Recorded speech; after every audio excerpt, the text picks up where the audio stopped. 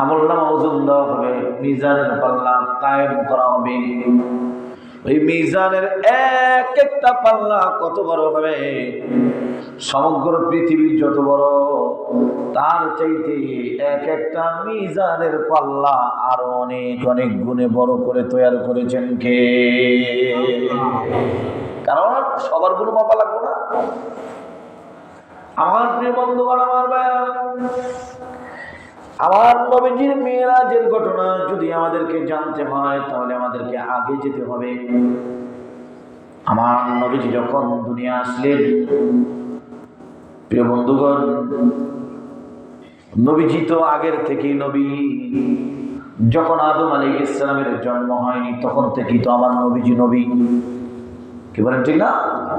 বাকি নবুয়তির ঘোষণা দেওয়া হয়েছে আমার নবীজির বয়স যখন 40 বছর হয়ে গেল, তখনই তো নবুয়তির ঘোষণাটা এসেছে।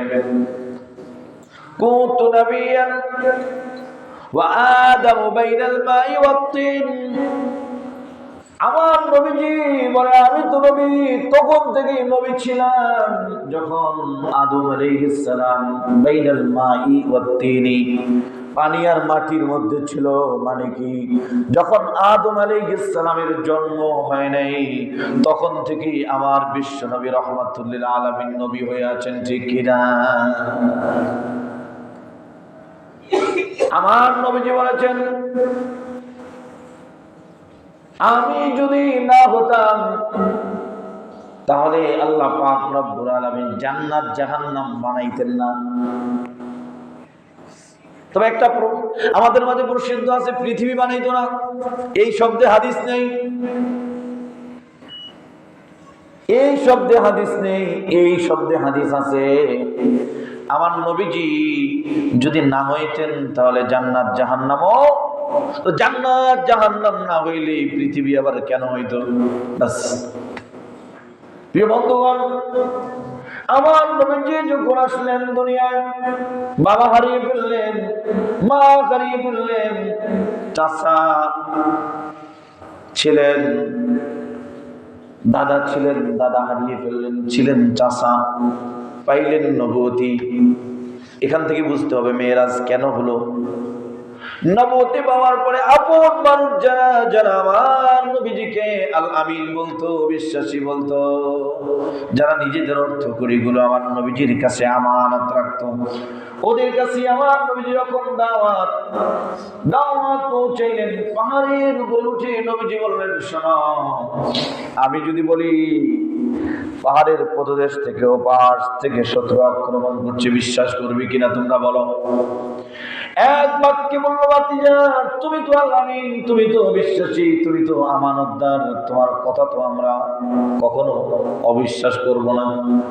আমার নবীজি বললেন, শোনো, আল্লাহ পাক রব্বুল আলামিন আমাকে রাসূল বানিয়ে পাঠিয়েছেন, মেনে নাও, কামিয়াব হয়ে যাবা। ওই মানুষগুলোই বলেছিল, তাব্বাল্লাকা আলিকাদা জামাতানা, তুমি ধ্বংস হও, এই জন্যই কি তুমি আমাদেরকে একত্রিত করেছো? নাউজুবিল্লাহ পড়বেন না। আল্লাহ তাআলা বলে, বন্ধু আমার, ওরা বলে আপনাকে ধ্বংস হওয়ার জন্য, আপনি ধ্বংস না, বরং তাব্বাত ইয়াদা আবি লাহাব, আবু লাহাব ধ্বংস হবে, ধ্বংস হয়েই গেছে। আমার প্রিয় বন্ধুগণ, এবার আমার নবীজি সাল্লাল্লাহু আলাইহি ওয়াসাল্লাম দাওয়াত যখন দিতে আরম্ভ করলেন, চতুর্দিকে ওরা বিরোধিতা করতে আরম্ভ করলো। এক পর্যায়ে আমার নবীজির চাচার কাছে বিচার নিয়ে গেল। চাচা বললেন, ভাতিজা, একটু কি শিথিল করা যায় না? নবীজি বললেন, চাচা, আপনি যাই বলেন, আমি দাওয়াতি মিশন কখনো বন্ধ করতে পারবো না। চাচা ডাক দিয়ে বললেন, ভাতিজা, আমিও জানি তোমার দিন সত্য, ধর্ম সত্য, তুমি যে ধর্ম নিয়ে আসছো এটা সত্য, তারপরেও ওরা বলতেছি একটু শিথিল করো না, ওটা হয় না। এবার চাচা নিজে ঘোষণা দিয়ে দিল, এ মক্কার কাফেররা শোনো, আমার ভাতিজা যেই দ্বীনের দাওয়াত নিয়ে আসছে, আমার ভাতিজার দাওয়াত দিতে দাও। আমার ভাতিজার গায়ে যদি একটা কাঁটার আঁচড় লাগে, আমি আবু তালেব তাদের কাছ থেকে প্রতিশোধ গ্রহণ করব। সুবহানাল্লাহ। এক পর্যায়ে ওরা পারল না, আমার নবীজিকে গৃহবন্দী করে রাখলো।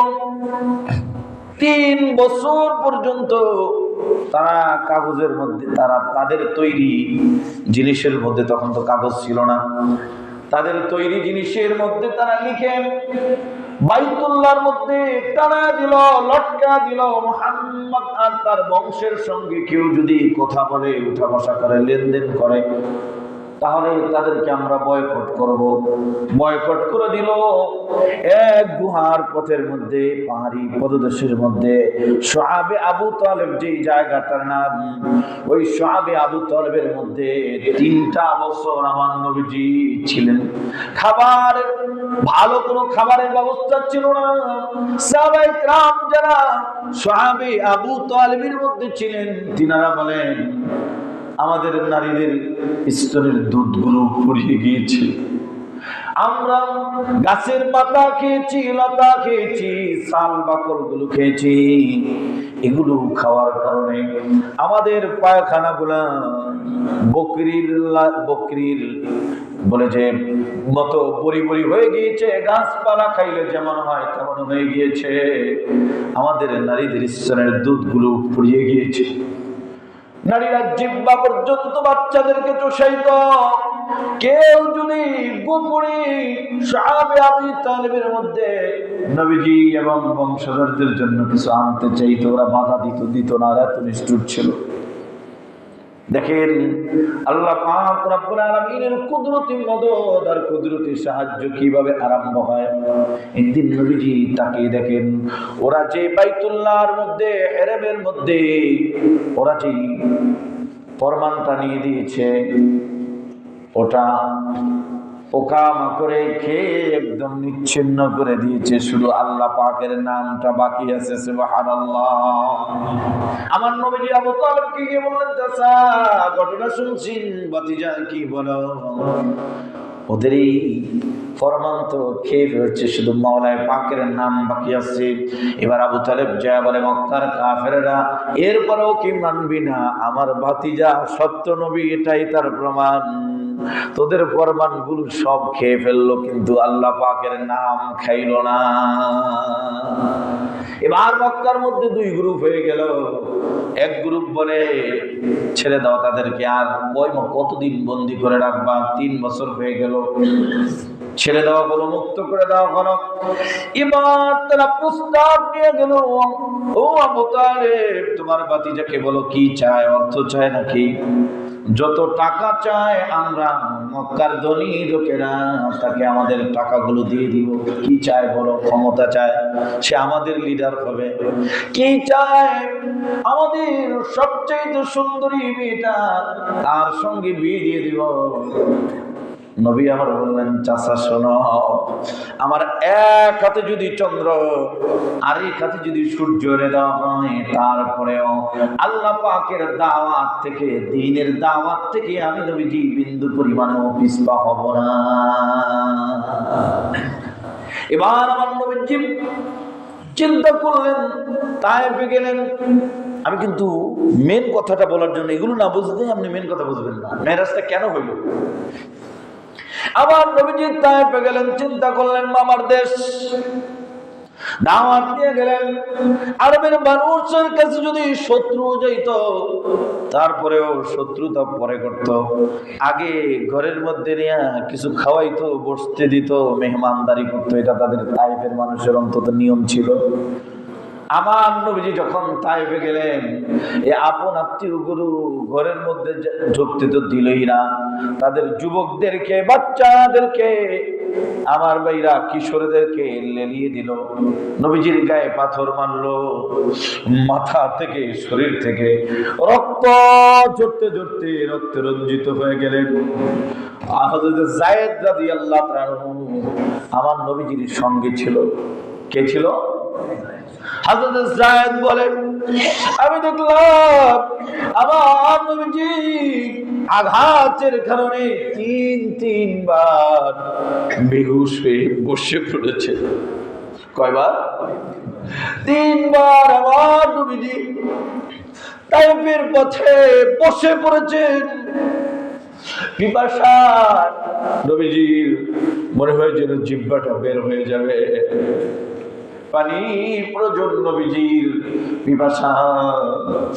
দেখলেন নবীজি এক বাগান রক্ষক, ইহুদির বাগান, যদিও বাগান রক্ষক, তার সঙ্গে কথা হলো, পরিচয় হলো। বাগান রক্ষককে নবীজি বললেন, তোমার বাড়ি কোথায় গো?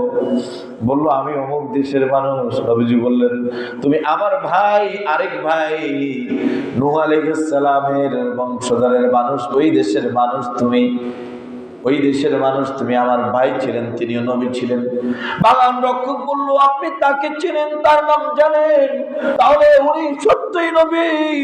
বাগানের ফল থেকে জুস তৈরি করে আমার নবীজিকে জুস পান করাইলো, আর নবীজিকে মেহমানদারি করাইলেন। এর বদৌলতে আল্লাহ তাআলা ওই বাগান রক্ষককে কালিমা পড়ার মতো সৌভাগ্য করে দিলেন। সুবহানাল্লাহ। নবীজি এবার মর্মাহত। দেখেন নবীজি কি এবার মর্মাহত, ব্যথিত। আল্লাহ তাআলা জিবরিল আমিনকে পাঠাইলেন। নবীজি এত বলে ফেললেন মর্মাহত হয়ে, আল্লাহ আপনি আমাদেরকে ওদের হাতে লিলিয়ে দিলেন, আপনি আমাদেরকে ওদের হাতে লিলিয়ে দিলেন। ওরা আমাকে এত নির্যাতন করলো, এত জুলুম করলো। আমার আল্লাহ তাআলা জিবরিল আমিনকে পাঠিয়ে দিয়ে বলেছেন, জিবরিল যাও, আমার বন্ধুকে গিয়ে বলো, আমার বন্ধু যদি চান আমি পাহাড় দিয়া চাপা দিয়া ওদেরকে দুনিয়া থেকে খতম করে দিব। তখন আমার নবীজি বললেন, না জিবরিল না, জিবরিল না, আল্লাহুম্মা আদকমি ফাইন্নাহুম লা ইয়ালামুন। ও আমার আল্লাহ, আমার এই জাতিদেরকে তুমি হিদায়াত দাও, এরা বুঝে না বিদায় আমার সাথে আচরণ করেছে। সুবহানাল্লাহ। আমার নবীজি বলেছেন, আল্লাহ পাক আপনি যদি এদেরকে ধ্বংস করে দেন, হয়তো এরা আজ কালিমা পড়ে নেই, কিন্তু এদের সন্তানরা, ভবিষ্যৎ প্রজন্ম তো একদিন না একদিন কালিমা পড়ে মুসলমান হবে, ঠিক কিনা? আমার বন্ধুগণ, নবীজি মর্মাহত। এবার লক্ষ্য করেন, ঠিক এই মুহূর্তে জিবরিল আমিন নবীজি বড় ব্যথিত। আপন মানুষগুলো আমার এত নির্যাতন করলো, মা নাই, বাবা নাই, কেউ নাই। আমার আল্লাহ তাআলা এবার লক্ষ্য করেন, জিবরিল আমিনকে পাঠিয়ে দিয়া বলেন, ও জিবরিল যাও, আমার বন্ধুকে গিয়ে বলো, ইন্নাল্লাহা ইয়াকরাউকাস সালাম, আল্লাহ পাক রব্বুল আলামিন আপনাকে সালাম জানিয়েছেন। সুবহানাল্লাহ। কিসের সালাম? ইন্না রাব্বাকা ইয়াশতাকু ইলাইকা। ও নবীজি, আমার আল্লাহ আপনার জন্য আশিক হয়ে আছেন। সুবহানাল্লাহ। আশিক কে? ইয়াশতাকু ইলাইকা, আল্লাহ আপনার প্রেমিক হয়ে আছেন, আল্লাহ আপনার সঙ্গে সরাসরি দেখা করতে চান। সুবহানাল্লাহ। আবার বন্ধুরে যে বলো, আর কত এত দূর না, আমার বন্ধুর সঙ্গে আমি এবার সরাসরি আলাপ করব। ও আমার বাবারা, জিবরিল আমিন আসলেন। আসার পরে আমার নবীজিকে ঘুম থেকে জাগাইলেন। নবীজি তন্দ্রাচ্ছন্ন ছিলেন, উম্মে হানির ঘরে ছিলেন তখন। উম্মে হানির ঘরে নবীজি তখন তন্দ্রাচ্ছন্ন অবস্থায়। জিবরিল আমিন আয়েশা নবীজির তন্দ্রা থেকে জাগাইলেন। এবার বললেন, নবী গো,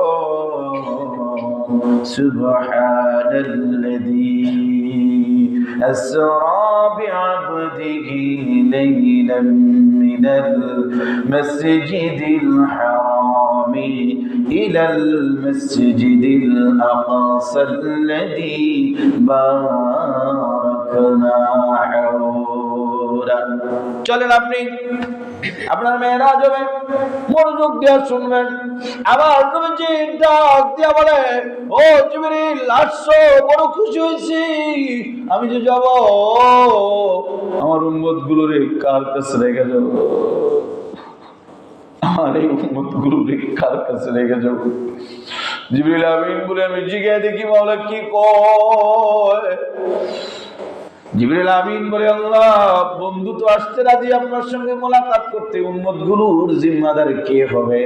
আমার আল্লাহ ডাক দিয়ে বলে, জিবরিল যাও না, বন্ধুরে গিয়ে বলো আনা কাফিলুম মিনহুম, আমি আমার বন্ধুর উম্মতের জিম্মাদার হয়ে গেলাম। আমার বন্ধুরা উম্মে হানির ঘর থেকে মসজিদে হারামে আসলো। ওখানে এসে আমার ভাইরা নবীজির বক্ষ বিদীর্ণ করা হলো, সিনা চাক করা হলো, হ্যাঁ, হার্ট বের করা হলো। আগের জমানায় বিজ্ঞানের দোহাই দিয়া মানুষগুলো বলতো একটা মানুষের হার্ট বাইর করা, এগুলো বাইর করা মানুষ বাঁচে কিনা বাঁচেনি। এখন দৈনিক আমার এই দেশেই তো কত শত শত হার্ট এভাবে অপারেশন হয়, বাহির করে কি করে না? কথা বলেন, বাঁচে কি বাঁচে না? কি বলেন আপনারা? আমার বন্ধুরা, আমার ভাইরা লক্ষ্য করবেন, আমার নবীজির 3 বার সিনা চাক হয়েছে, অফি রিওয়ায়া 4 বার প্রসিদ্ধ হলো, 3 বার শৈশবে একবার, নবুয়তি পাওয়ার একবার, আগে একবার, আবার নবীজিকে ঊর্ধ্ব জগতে নেওয়া হবে এর আগে একবার। এটা দ্বারা কি বুঝাইলো? ও উম্মত, নবী রব্বুল আলামিনের সঙ্গে দেখা করার জন্য যাবেন মানে মেরাজে যাবেন। মেরাজে যাওয়ার আগে এটারে একটু পরিষ্কার করে নেওয়া কথা কান ঠিক নেই। উম্মত যখন নামাজ আদায় করবে, যে উম্মত নামাজ আদায় করবে, কেমন যেন সে উম্মত কার সঙ্গে মেরাজ হবে? জোরে কন্যা, নামাজ কার সঙ্গে মেরাজ হবে? মেরাজ হবে। এই জন্যই তো উম্মতের একটা সিনা চাক দিলেন। কি সেটা? সেটা হলো উম্মত ওযু কইরা পবিত্র হবে। কথা বল ঠিক নেই? নবীর বক্ষ বিদীর্ণ হলো, উম্মতের এভাবে হলো। এবার বোরাকের উপরে নবীজিকে চড়ানো হলো, বোরাকের উপরে চড়ানো হলো। নবীজি বোরাকের উপরে চড়লেন, বোরাক কদম দিল। জিবরিল আমিনকে নবীজি ডাক দিয়া বলেন, ও ভাই জিবরিল, এটা কোন জায়গা? এটা দুনিয়া না আখিরাত, আসমান না জমিন, এটা কোন জায়গা? জিবরিল আমিন ডাক দিয়া বলে, ও নবীজি শুনেন, আপনার গোড়ার যে কদমটা দেখা যায় এটা হলো ইয়াসরিব। কোন জায়গা? কথা কন না আপনারা? এটা হলো ইয়াসরিব। এই জায়গাটা একদিন ইয়াসরিব থাকবে না, ওই মানুষগুলো আপনার একদিন মক্কা থেকে তাড়ায়া দিবে। এই ইয়াসরিবের নাম হবে মদিনা বা মদিনাতুন নবী সাল্লাল্লাহু আলাইহি ওয়াসাল্লাম। এখন নবীজি, এটা হবে আপনার হুজরা, এটা হবে আয়েশার হুজরা, এখানে আপনি ঘুমাবেন নবীজি গো। ও বন্ধুরা, এবারে বোরাক রওনা হলো।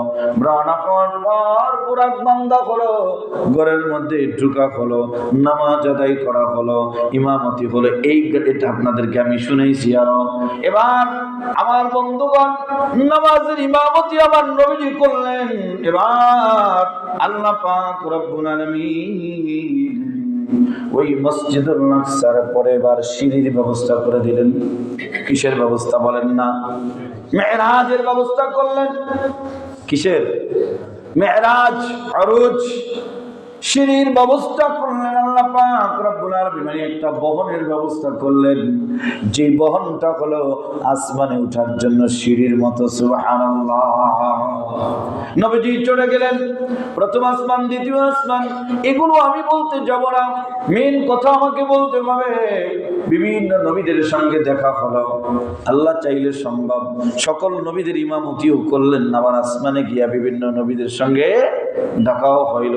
কি বলেন? আল্লাহ তাআলা চাইলে সম্ভব কি সম্ভব না? কথা বুঝেন নাই? এটা আল্লাহ তাআলার খেলা। এবার আসমানে উঠে গেলেন। আসমানে উঠার পর 7 আসমান পাড়ি দিয়া জিবরিল আমিন এবার ডাক দিয়া বলে, নবী গো, এরপরে নূরের তাজাল্লি আর তাজাল্লি, নূরের তাজাল্লি আর তাজাল্লি। ও ভাইরা, আপনার আমার সবচেয়ে ঘনিষ্ঠ মানুষটাকে যখন আমি প্রাইভেসিতে নিয়ে যাই, অন্য কেউ থাকে না, দুই বন্ধু থাকে। কথা কন না আপনারা, থাকেনি কেউ? দুই বন্ধু তো তখন জিবরিল বলে, গো নবীজি আমি আর যাইতে পারবো না। এবার আল্লাহ তাআলা বিশেষ বহর পাঠিয়ে দিলেন, যেটা হলো রফ রফ। কি নাম বলেন না একটু? প্রথম হলো বোরাক, পরে হলো কি মেরাজ। এবার রফ রফ পাঠায় দেওয়া হলো, চলে গেলেন। যাওয়ার পর আমার আল্লাহ তাআলা জিগায়, বন্ধু বন্ধুর কাছে আইছেন, কি নিয়ে আইছেন কোন? সুবহানাল্লাহ। বন্ধু গো, বন্ধুর কাছে আইছেন, কি নিয়ে আইছেন? আমার নবীজি ডাক দিয়া কয়, কে? আমি কি নিয়ে আসছি মানে আত্তাহিয়াতু লিল্লাহি ওয়াসসালাওয়াতু ওয়াত-তাইয়্যিবাত। মানে কি, এক কথায় যদি বলি, আমার শরীর দ্বারা যত ইবাদত হইতে পারে, আমার কথা দ্বারা যত ইবাদত হইতে পারে, আমার মাল দ্বারা যত ইবাদত হইতে পারে, সবগুলাই তো আমি আপনার জন্য নিয়ে আসছি। সুবহানাল্লাহ। এবার আমার আল্লাহ তাআলা ডাক দিয়া কয় নিয়ে আইছেন, আসসালামু আলাইকা আইয়ুহান নাবিয়্যু ওয়া রাহমাতুল্লাহি ওয়া বারাকাতুহু। আপনার উপরে শান্তি বর্ষিত হোক, রহমত বরকত বর্ষিত হোক। আমার নবীজি ডাক দিয়া কয়, কে? একলা আমার উপরে কে? সুবহানাল্লাহ বলবেন না? ওখানে যে নবী আমার উম্মত বলেন নাই। ও বাবা, নবীজিকে যখন কবরের মধ্যে রাখা হয়, যারা কবরের মধ্যে রাখতেছিল আমার নবীজির, দেখি আমার নবীজি হায়াতুন নবী, জিন্দা নবী। কথা কোন ঠিক নেই? হ্যাঁ, নবীরা কবরে জিন্দা, হায়াতুন নবী জিন্দা নবী। এটা একটা আকীদার ব্যাপার। হায়াতুন নবী, আমার নবীজি কবরের মধ্যে যখন রাখা হইল, সাহাবায়ে কেরাম দেখেন জবানটা নড়ে, কি যেন বলে, কারণ কবরে রাখার দ্বারা জিন্দা। জবানটা নড়ে, কানটা লাগায় দেখে আমার নবীজি বলে, উম্মতি উম্মতি। আমি তো চলে আসলাম, ও মাওলা, আমার উম্মত, আমার উম্মত। আমার ভাইরা, ওখানে আমার নবীজি মাওলার কাছে গিয়া উম্মত রে বলেন নাই। আল্লাহ কয়, আসসালামু আলাইকা আইয়ুহান নবী ওয়া রাহমাতুল্লাহি ওয়া বারাকাতুহু। নবীজি কয়, কে? একা আমার উপরে না, আসসালামু আলাইনা, আমাদের উপরে শান্তি বর্ষিত হোক। কাদের উপরে? আল্লাহ কইছে তোমার উপরে। নবী কয়, ও মাওলা, নবীজি বলতে পারতেন একলা আমার উপরে না। নবীজি কয়, আমাদের উপরে। ওয়ালা ইবাদিল্লাহিস সালিহিন, আমার উম্মতের আপনার যত নেককার বান্দারা আছে সবার উপরে। সুবহানাল্লাহ। এবার ফেরেশতারা কয়, আরে দুইজনের মাঝে দেই কত খাতির, এই দুইজন আপন, এরাই তো চাইছি, এদেরকেই তো চাইছি আমরা।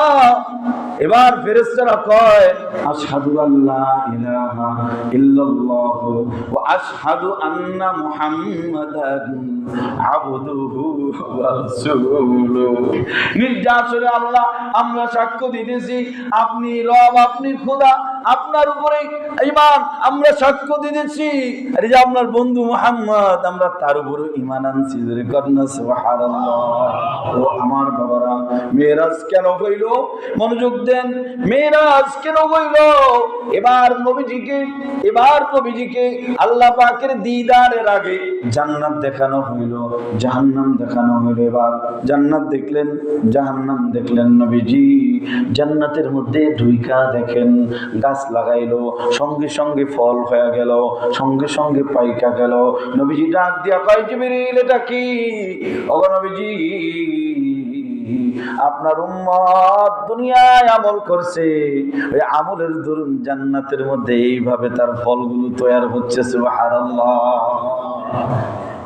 এবার নবীজি জাহান্নাম দেখানো হলো, জাহান্নাম দেখানো হলো। নবীজিকে দেখে ঠোঁট কাটতেছে, নবীজি বললেন, জিবরিল এদের ঠোঁটগুলো কাটে কেন? কয় গো নবীজি, এই জন্য ঠোঁটগুলো কাটে এ মানুষগুলো ফিতনা ছড়াইতো, একজনের কথা আরেকজনের দ্বারা গিয়া লাগাইতো, এজন্য কিয়ামত পর্যন্ত এদের ঠোঁটগুলো কাটা হবে, এভাবে শাস্তি দিতেই থাকবে। আর একটু আগাইলেন, এবার নবীজি দেখেন গলা টিপা ধরতেছে ফেরেশতারা, আবার জিহ্বা বাইর হয়ে যাইতেছে, আবার গলা টিপে। কি গো জিবরিল, এগুলো কাও গো নবীজি? এরা হলো ওই উম্মতের বক্তা। বলেন কি? এই উম্মতের বক্তা, এরা বক্তা, বক্তাগিরি কইরা কইরা মানুষরে মানুষকে কি কইরা বিভিন্ন ভাবে আটকায়া, বিভিন্ন রং ঢং দিয়া মানুষের কাছে কন্ট্যাক্ট কইরা কইরা উল্টা উল্টা কথাগুলো বইলা এরা অর্থ কামাইতো। এরা হলো উম্মতের বক্তা, এজন্য এদের গলা টিপা ধরা হইতেছে। কিয়ামত পর্যন্ত এইভাবে এই বক্তাগুলোরে তক্তার উপরে চড়ায়া চড়ায়া শাস্তি দেওয়া হবে। রাগ করলেন না তো আবার? হ্যাঁ আমার বাইরা, এবার বললাম একদল মানুষের চেহারা সুরের চেহারার মতো, শুকুরের চেহারার মতো। নবী বলেন এরা কারা? জিবরিল আমিন বলেন, ও নবীজি, এরা হলো মিথ্যাবাদী। এরা কারা? কন্যা কারা? এরা মিথ্যা সাক্ষ্য দিত, এজন্য এদের এই অবস্থা। আবার সামনে আগাইলো, কত আলেম ওলামাদের ব্যাপারে আমরা দেখছি আলেম ওলামাদেরকে নির্যাতন করার জন্য, ফাঁসির কাস্টে ঝুলানোর জন্য কত রং বিরঙ্গের মিথ্যা সাক্ষী আমরা এই ক্ষুদ্র বয়সে দেখছি। কি করেন দেখেন নাই আপনারা? এরা মিথ্যা সাক্ষী দিত, এজন্য এদের এই অবস্থা। ও ভাইরা, এবার তো কেউ রাগ করবেন না, আপনাদের এলাকার না, এটা অন্যত্রের মহিলাদের কথা। একদল মহিলাদেরকে দেখলেন, ও বাবা চেহারাটা নবীজি দেখলেন কুকুরের মতো হয়ে গেছে। চেহারা কিসের মতো বলেন? চেহারাগুলো কুকুরের মতো, কেউ কেউ আওয়াজ করতেছে। নবীজি বললেন, জিবরিল এগুলো কারা? এদের চেহারাকে কুকুরের মতো হওয়া। জিবরিল আমিন বলেন, নবী গো, এরা স্বামীর সঙ্গে খারাপ আচরণ করত, এরা স্বামীর অবাধ্য ছিল, এজন্য এদের চেহারাগুলা এরকম করে দেওয়া হয়েছে। নাউজুবিল্লাহ পড়বেন না, কিয়ামত পর্যন্ত চলতে থাকবে।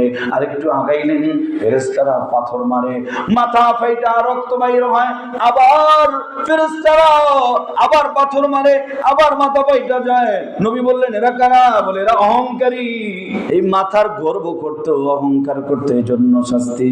ও ভাইরা, এভাবে করে করে অনেক শাস্তি নবীজিকে দেখানো হয়েছে। তো আমি এখন যেটা বলবো, এবার কথা বলো আমার প্রিয় ভাইরা, আর বেনামাজির শাস্তি দেখানো হয়েছে। গীবত যারা করে, চার দোকানে বয়া বয়া কত রং বিরঙ্গের গীবত করি আমরা, ঠিক নেই? নবীজি দেখলেন নিজের শরীরের গোশত নিজেরাই কি করতেছে, ছিঁড়া ছিঁড়া খাইতেছে, নিজেরটা নিজে। নবীজি বললেন, জিবরিল এরা কারা? নবী গো, এরা হলো উম্মতের যারা গীবত করে করে বেড়াইতো, কিয়ামত পর্যন্ত এদের এই শাস্তি হতেই থাকবে, হতেই থাকবে। আমার ভাইরা, বেনামাজির শাস্তি, আমানতের খেয়ানতকারীর শাস্তি, আর অনেক কিছু এইভাবে দেখানো হয়েছে নবীজিকে। এক পর্যায়ে আমার ভাইরা, এবার আমাদের কথা হলো মেরাজ হইল যে হিকমত কি, কারণ কি?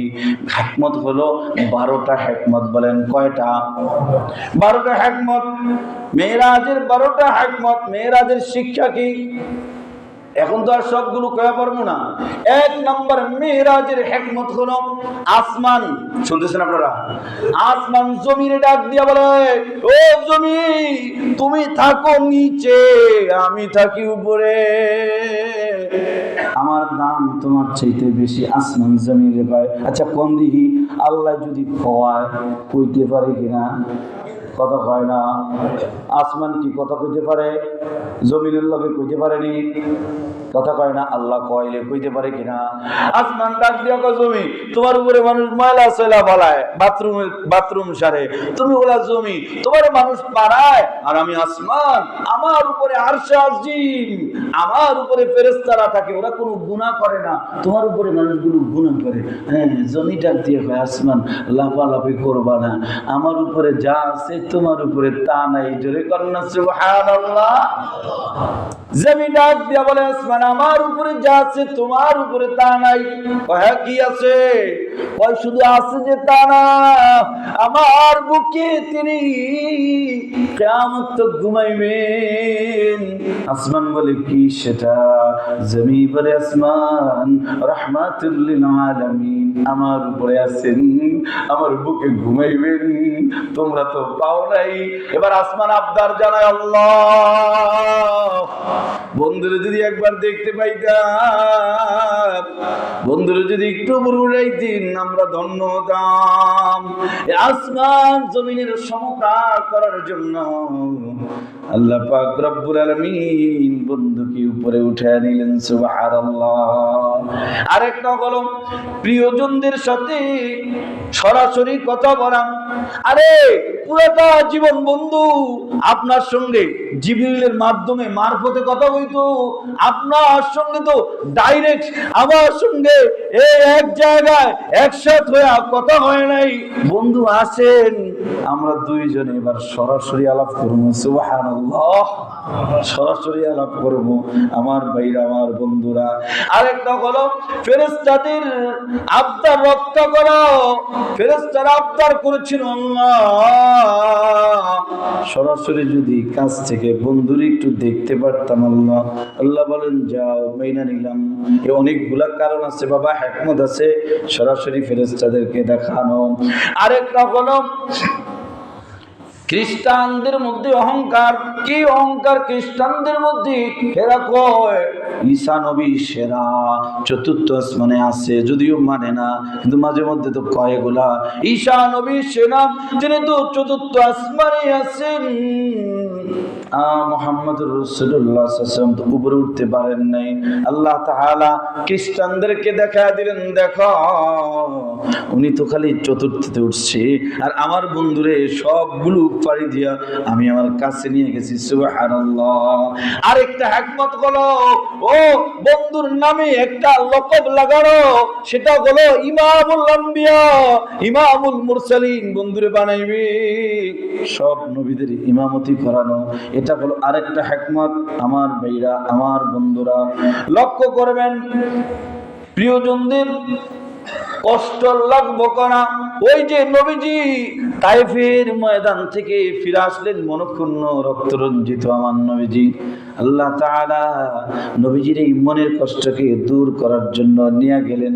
আমার প্রিয় ভাইরা, আল্লাহ তাআলাকে সচক্ষে সরাসরি দেখা মনতুষ্টি অর্জন করা, কি বলেন? তবে এই ব্যাপারে একটু কথা আছে, আল্লাহকে কি সরাসরি দেখছেন কি দেখছেন না, আকীদার ব্যাপার মতনৈক্য আছে।